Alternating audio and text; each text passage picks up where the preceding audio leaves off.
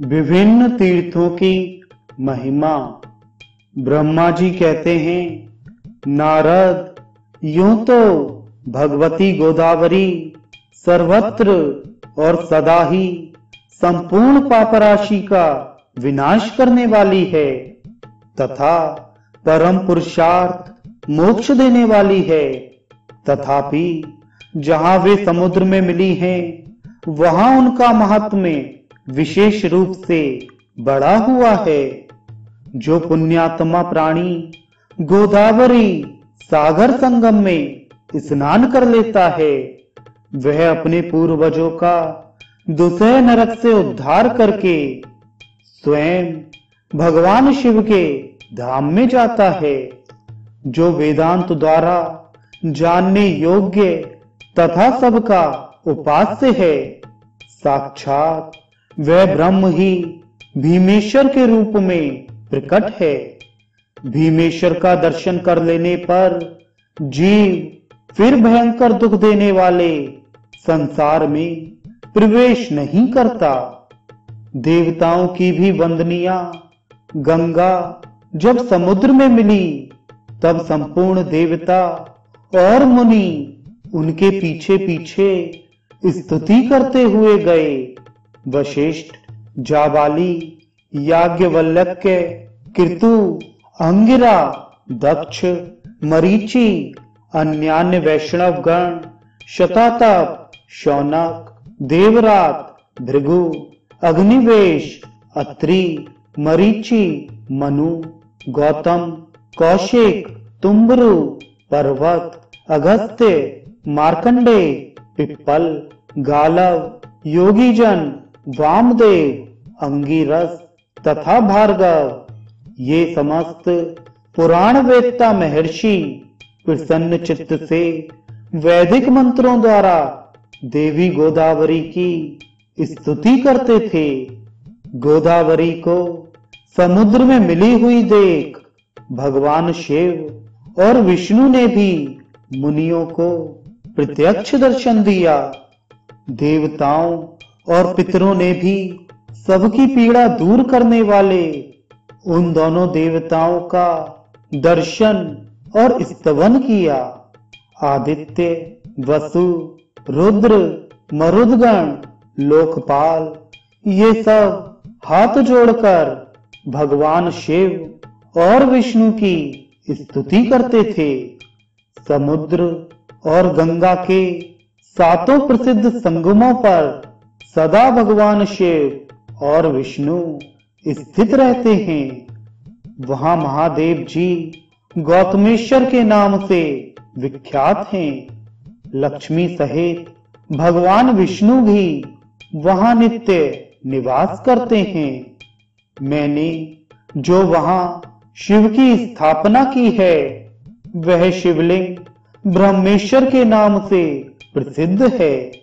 देवताओं सहित मैंने अपने लिए कारण उपस्थित होने पर संपूर्ण लोकों के उपकार के लिए भगवान विष्णु का भी स्तवन किया था। वे विष्णु वहां चक्रपाणि के नाम से विख्यात हैं। वहीं इंद्र तीर्थ भी है और उसी को हयग्रीव तीर्थ भी कहते हैं। वहां सोम तीर्थ भी है, जहां भगवान शिव सोमेश्वर के नाम से प्रसिद्ध हैं। एक समय इंद्र ने बड़े बड़े यज्ञों द्वारा मेरी आराधना करके मेरे प्रसाद से अपना मनोरथ सिद्ध किया था। तब से मैं भी वहां सब लोगों का उपकार करने के लिए रहता हूं। विष्णु और शिव तो वहां है ही। अग्नि ने जहां यज्ञ किया, वह स्थान आग्नेय तीर्थ के नाम से प्रसिद्ध है।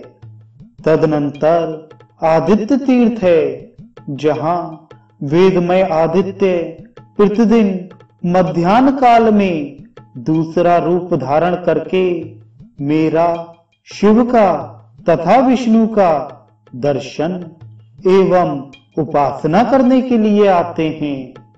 वहां मध्याह्न काल में सब लोग वंदनीय हैं।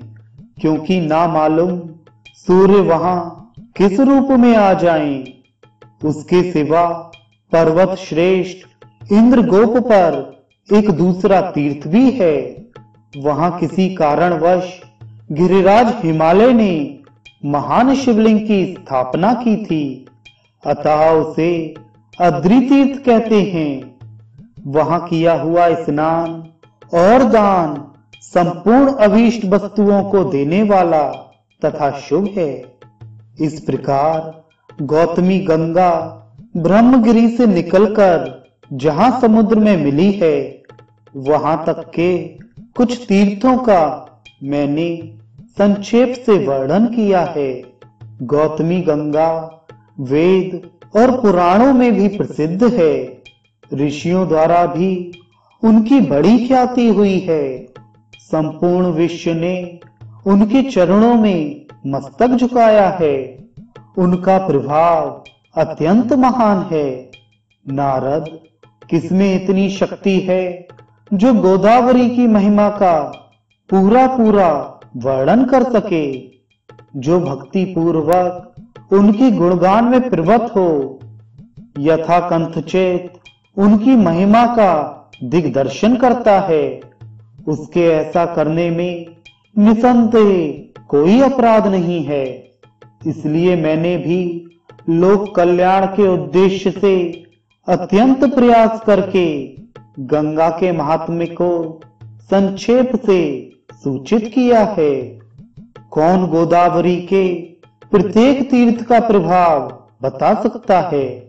कहीं किसी स्थान पर किसी विशेष समय में कोई उत्तम तीर्थ प्रकट होते हैं, परंतु गौतमी में सर्वत्र और सदा ही तीर्थों का वास है।